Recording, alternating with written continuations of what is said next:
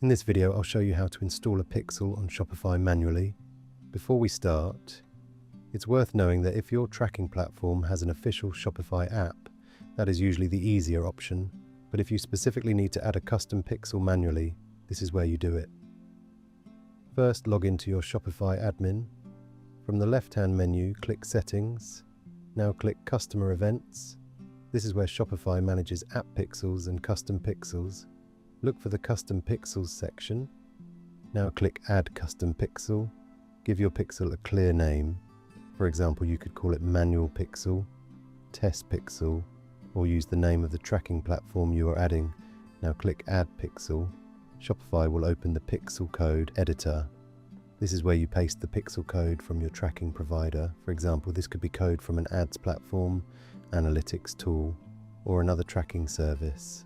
I'm using a demo example here, but you should paste the code from your own tracking provider.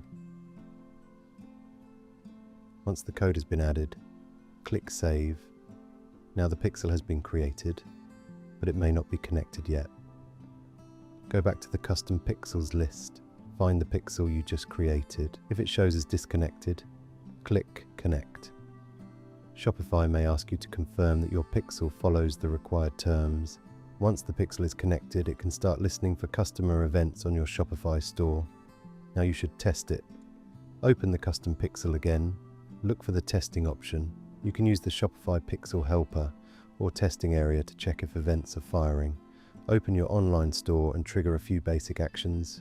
For example, visit the home page, open a product page, add a product to the cart, and start checkout if needed.